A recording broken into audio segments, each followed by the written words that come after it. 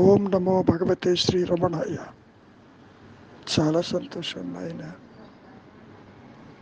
ఎన్ని రకాలుగా మహర్షుల వారు సూచించినప్పటికీ ఈ వ్యక్తిత్వాన్ని, ఈ పరిమితత్వాన్ని, ఈ అహంకారాన్ని వదులుకోవటానికి ససేమిరా ఈ మాయలో ఎవరూ ఇష్టపడరు.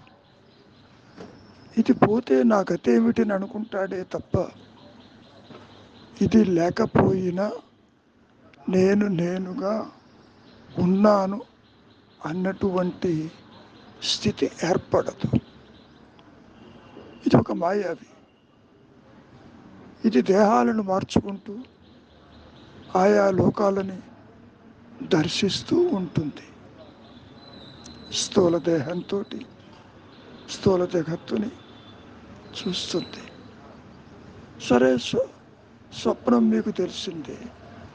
సూక్ష్మదేహమైన మనస్సుతోటి తాను తెచ్చుకున్నటువంటి ప్రారంభ విశేషాలలో కలలు కంటుంది. చివరిగా కారణదేహంతో విశ్రాంతి తీసుకుంటుంది. ఈ మూడు అవస్థల్లోనూ ఈ మాయా నేను మాత్రమే ఉంటుంది. వివిధ రూపాలలో వివిధ దేహాలను మార్చుకుంటూ. అయితే నిద్రావస్థ అనేది it's a gateway for realisation అన్నారు ఒక సందర్భంలో. అంటే నిద్రలో ఉన్నది నీ సహజత్వమని, ద్వైతం అక్కడ ఉండదని, ఈ అహంకారం వృత్తిరాహిత్యమై నిలిచి ఉంటుందని, కానీ అది నష్టము కాదని ఇన్ని రకాలుగా చెప్పడం జరిగింది. అసలు విషయం ఏమిటి అంటే లేనిది ఉన్నట్టుగా కనపడుతుంది, ఉన్న సత్యము పూర్తిగా మరుగున పడుతుంది ఈ ద్వైతంలో. మరి ఏం చెయ్యాలి? నీ దృష్టి అంతర్ముఖం కావాలి, అంటే చింతావిహీనం కావాలి. ఆలోచన లేని మనస్సు అది ఆత్మగానే ప్రకాశిస్తుంది. రెండు నేనులు లేవని మనం చాలాసార్లు చెప్పుకుంటాం. ఒకే నేను ఈ విధంగా కనపడుతుంది. ఉన్నానన్న ఎరుక మాత్రమే సత్యం.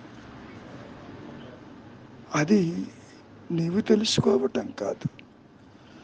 ఆ ప్రకాశంలో జీవుడు, జగత్తు, ఈశ్వర భావనలు పూర్తిగా అదృశ్యమైపోతాయి. కారణం దృష్టి అంతర్ముఖమైంది, తనకు తానుగా నిలిచి ఉన్నది. ముఖ్యంగా ఒక సందర్భంలో మహర్షుల వారు ఒక విషయాన్ని బాగా స్పష్టం చేశారు.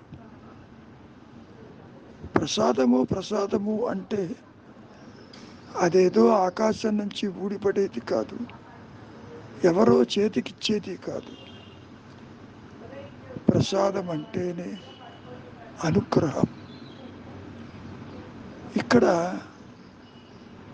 ఆశ్రమంలో, రమణాశ్రమంలో కొన్ని విపరీతమైనటువంటి భావనలు సందర్శకుల్లో వస్తుంది. అదేమిటి అంటే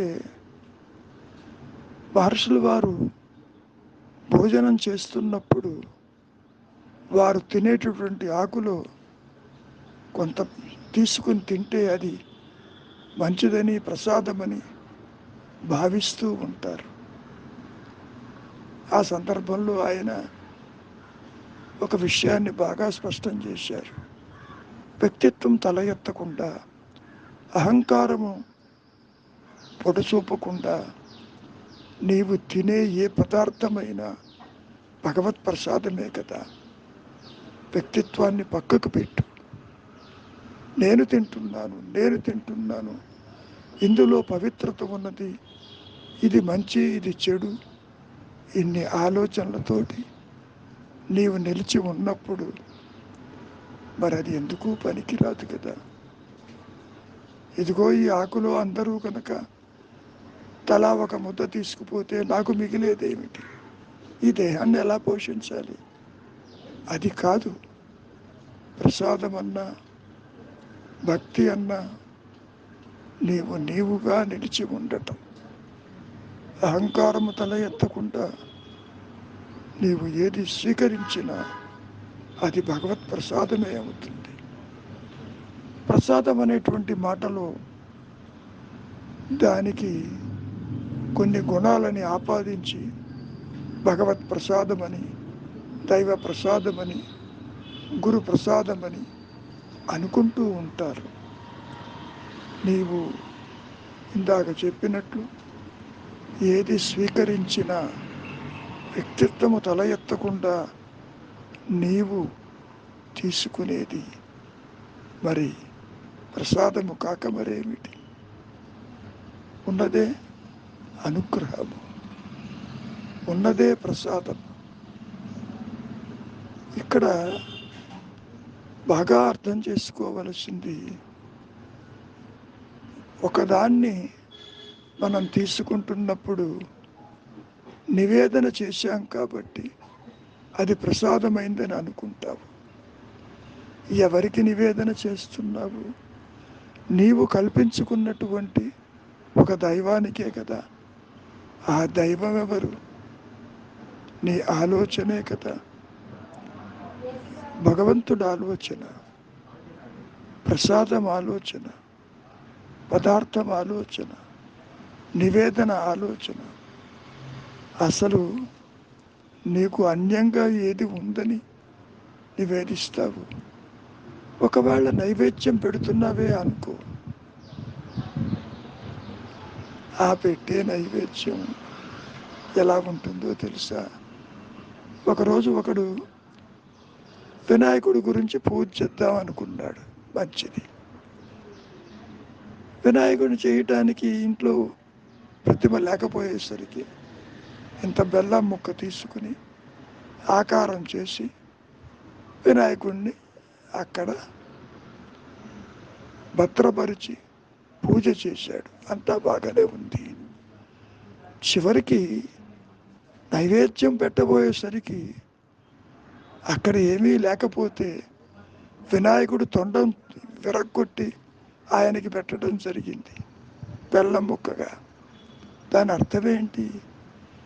నీవు నైవేద్యం పెట్టేది ఆ భగవంతుడు సృష్టించినటువంటి వాటినే కదా.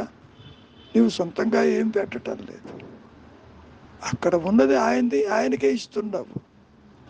ఈ విషయాన్ని గుర్తుపెట్టుకో. అసలు నివేదించవలసింది నీ అహంకారాన్ని, సమర్పించవలసింది వ్యక్తిత్వాన్ని. ఆ మాత్రము మూల్యము చెల్లించక తప్పదన్నారు రమణ మహర్షులు వారు. అంటే అర్థమేమిటి? అహంకార రాహిత్యమే ముక్త స్థితి అని, అదే నిజమైన భక్తి అని చాలాసార్లు చెప్పటం జరిగింది. ప్రసాదమన్నా, అనుగ్రహమన్నా, భక్తి అన్నా, ఉన్నానన్న ఎరుక అన్నా, తురీయమన్నా అంతా ఒకటే. మాటలు పేర్లలో భేదమే తప్ప అది కూడా మనస్సు సత్యాన్ని చెప్పటానికి చేసే ఒక చిరు ప్రయత్నం. ఈ మనస్సుకి ఆ విషయం తెలియదు. కాసేపు నిద్రపోతేనే నిద్రలో ఏముందో నీకు తెలియదే. స్వరూప జ్ఞానం తురీయంలో ఏముందో ఈ జాగ్రత్తావస్థలో నీవెలా చెప్పగలవు? ఆత్మ అనుభూతి అయిన వారు కూడా చెప్పలేరు. కారణం, అహంకారాన్ని అట్టిపెట్టి ఆత్మ ప్రకాశించదు. ఆత్మ ప్రకాశంలో జీవుడెక్కడ, జగత్తెక్కడ, ఈశ్వరుడెక్కడ, సృష్టి ఎక్కడ, అవస్థలెక్కడ, జనన మరణాలు ఎక్కడ, ద్వైతం ఎక్కడ?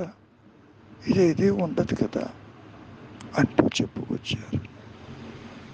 కనుక నాయన విచారించి వ్యక్తిత్వాన్ని విడనాడు, పరిమితత్వమైనటువంటి నీ భావనలకి స్వస్తి చెప్పు.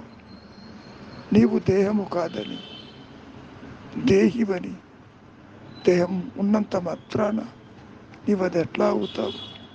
కాదు కదా. భావశూన్యానికి రా, అంతర్ముఖంగా నీకే తెలుస్తుంది. నేను ఉన్నానన్న ఎరుక మాత్రమే సత్యమని, ఈ ద్వైత జ్ఞానం అంతా అజ్ఞానమేనని నీవే గుర్తించాలి.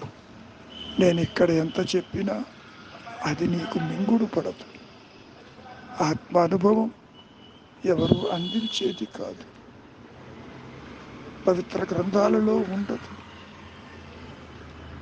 ఆకాశం నుంచి ఊడిపడదని మనం ఎన్నోసార్లు చెప్పుకున్నాం. ఊరక ఉండుటే శ్రేయస్కరం.